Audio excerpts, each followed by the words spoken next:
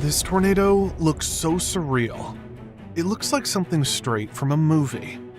But you're looking at actual footage of the only F5 tornado to ever hit the country of Canada, which, fun fact, is the second most tornado-prone country in the world.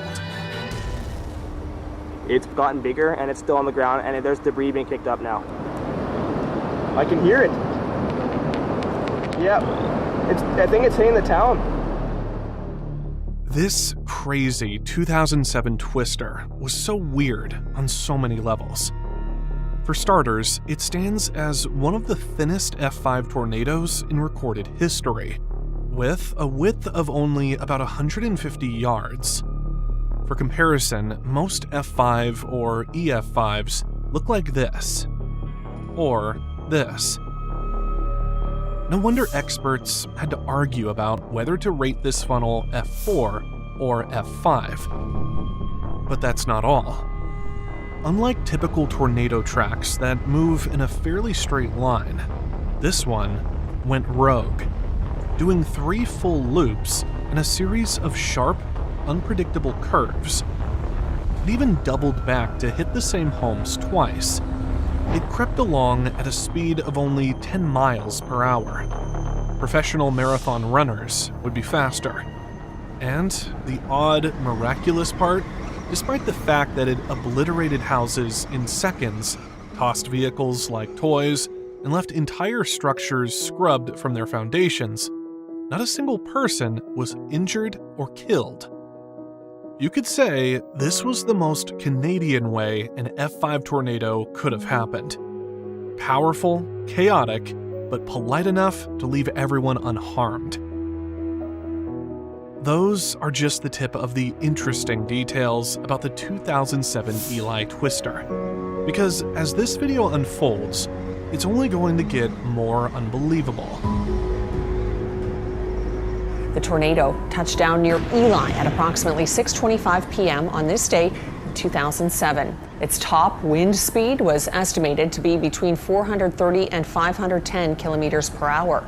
It's the first F5 tornado in Canadian history touched down right here in Manitoba. Elie, Manitoba, is a tiny prairie town located about 40 kilometers west of Winnipeg.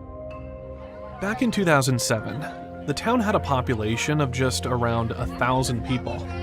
Safe to say, it was the kind of quiet community where not much happens. People probably didn't expect the weather to make headlines, let alone permanent history. Friday, June 22nd, 2007, started like any typical summer day for the Elie locals. Bright, humid, the kind of sticky heat where you step outside and instantly regret the first few minutes. But as the day went on, and the sun started its slow descent, things took a turn. The skies began to darken, clouds thickened, and an uneasy stillness started to settle in. To the average person, it just looked like a regular storm was brewing. But here's what was actually happening in the atmosphere. A meteorological cocktail for disaster. June 22nd, 2007. The hot, humid weather might have felt like the opposite of bad weather to most people. But scientifically speaking, it was actually the perfect setup for severe storms. Since the temperature soared into the 90s Fahrenheit, mid-30s Celsius, and the dew points were stuck in the 70s, thick, soupy air was just lingering. And in the world of tornadoes, that's a loaded atmosphere. Unstable, primed, and just waiting for a trigger. Now add a jet stream, which was the fast-moving river of air way up in the atmosphere, blowing in from Saskatchewan. That was the source of wind shear, the factor that helps storms tilt, twist, and organize themselves into rotating monsters. Meanwhile, at the surface, a low-pressure system was pulling in air like a giant atmospheric vacuum. That creates lift, pushing all that warm, moist air upward. And the map just got busier. A warm front just north of Elie funneled in more humid air. A cold front sat to the west near Lake Manitoba, which helped shove that warm air upward. And then the wild card, a lake breeze boundary lurking just south of Lake Manitoba. That boundary acted like a trigger, a collision zone between cool lake air and warm, unstable land air. It had the ingredients to spark a tornado at any moment. But here's the twist. A cap was in place, keeping it all bottled up. Not a baseball cap, a weather cap.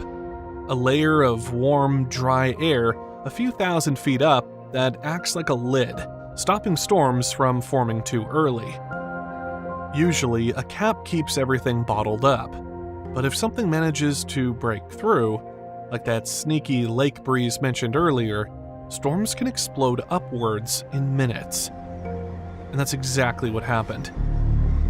By 5 p.m., storms began to pop up. 40 minutes later, 2 supercells had formed just northwest of Elie, and a third popped up in the southwest. Another 40 minutes after that, small, thin funnels began to dip down and pull back up, briefly teasing the ground like a yo-yo. But at 6:25 p.m., a long roping funnel extended from a wall cloud and made solid contact with the ground. This time, it was the real deal.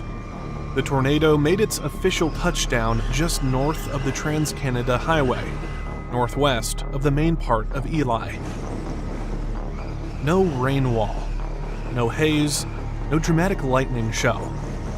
The funnel was completely visible right from the start, clear, rope-like, and oddly peaceful. In fact, it didn't cause too much panic at first. For storm chasers like Justin Hobson, this was awe-inspiring. He's been chasing storms for 2 years straight, but this was the first tornado he had ever seen in person. He described the moment as eerily calm. A tornado on the ground. I've been videotaping for 10 minutes already. I like to say that it has gotten bigger and it's still on the ground and it's getting definitely closer but moving very slowly. Birds were chirping. Mosquitoes were buzzing. Low rumbles of thunder rolled through the background. But then, chaos. After touchdown, the tornado moved southeast, which was already a red flag. Most tornadoes in North America move from southwest to northeast. This one, it did the exact opposite. And it didn't just go in a straight line either. Just before crossing the highway, it veered east, briefly tracking parallel to the road, and then took a sudden hard turn south, the first of its many weird curves. At this stage, it was rated around EF1 intensity, which was already enough to toss a semi-truck like a toy.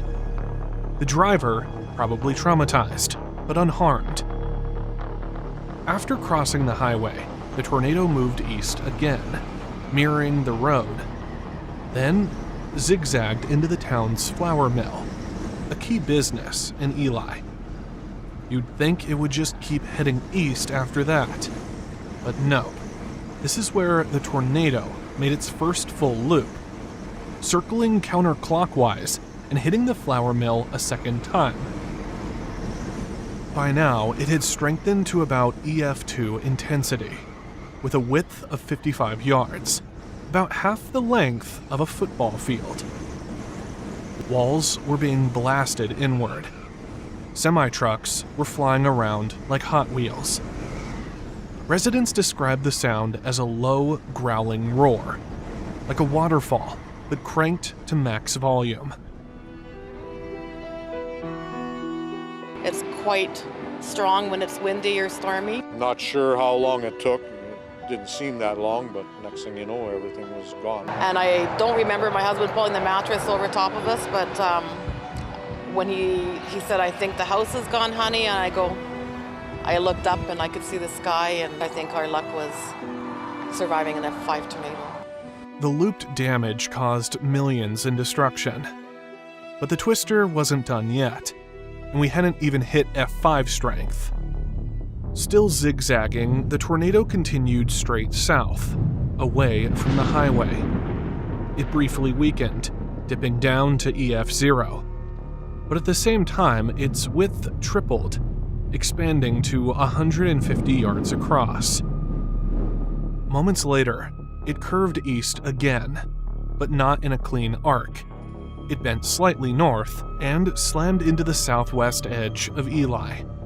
Unfortunately, the twister didn't make a miraculous swerve this time. Just before impact, it intensified to F4, and what happened next was devastating. It struck a cluster of 4 homes on the town's edge. Not once, but twice. It made a scribble-like loop over the same area for about 4 minutes. Some of these homes were anchored to their foundations and still got completely shredded. All that was left was rubble.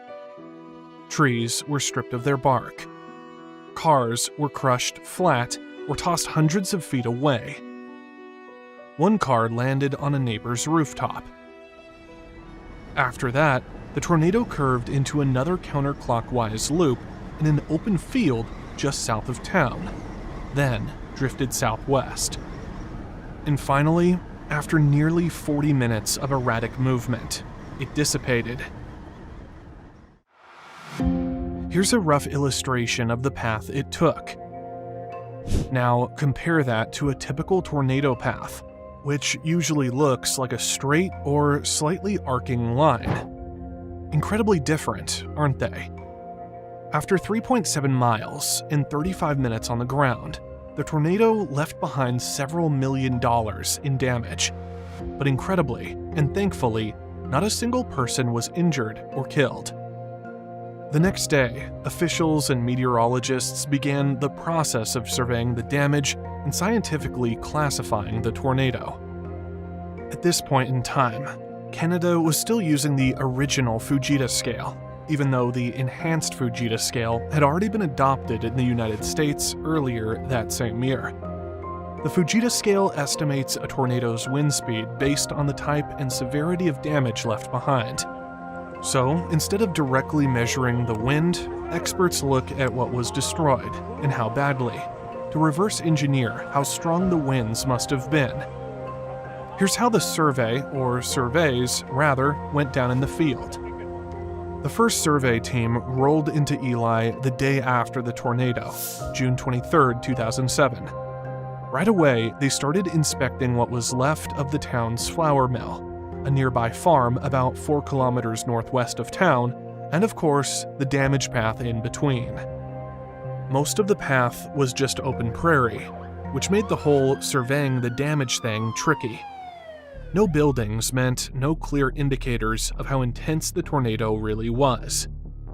To make things harder, there wasn't time or budget for aerial footage at first, so it had to be done the old-school way: ground surveys and conversations with locals. At that point, they landed on a preliminary rating of F4, pretty severe, but not historic. Still, something felt off.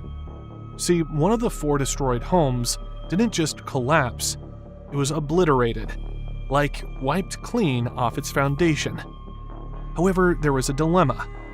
The tornado moved incredibly slowly, just a few miles in over half an hour.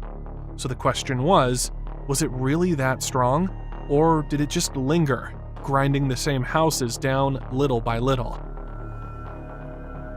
The team didn't want to rush to call it an F5. They knew that kind of label comes with heat, from the media, the science community, and everyone in between. And if you're wondering why, well, F5s or EF5s are extremely rare. You may have seen a couple in storm documentaries or Hollywood-style tornado montages, but on the bigger scale, they're basically the unicorns of severe weather. In all of recorded history, there have been fewer than 70 officially rated F5 or EF5 tornadoes. That's less than 0.1% of all tornadoes ever documented. Out of those, 59 touched down in the United States alone. The rest scattered across the globe.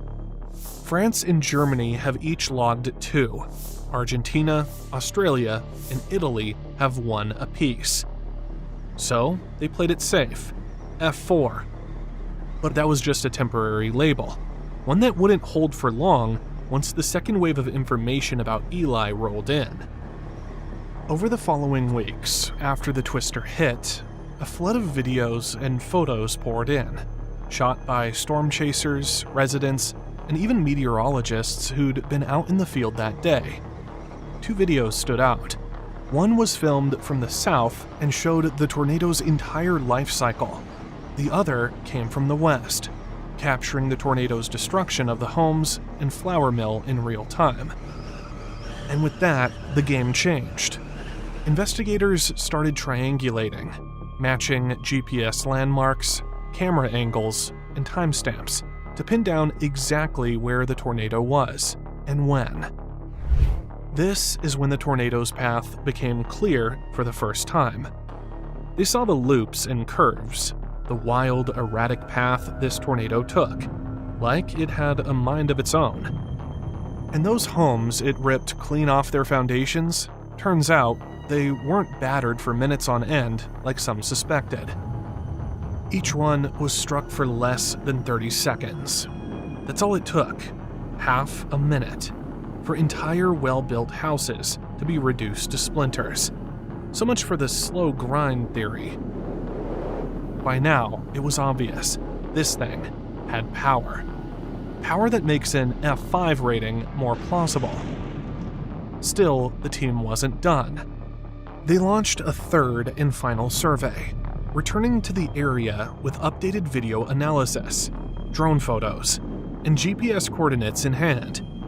They went full detective mode, matching debris fields to video frames, measuring craters in the earth where vehicles had slammed down, and confirming how far and how fast things had flown.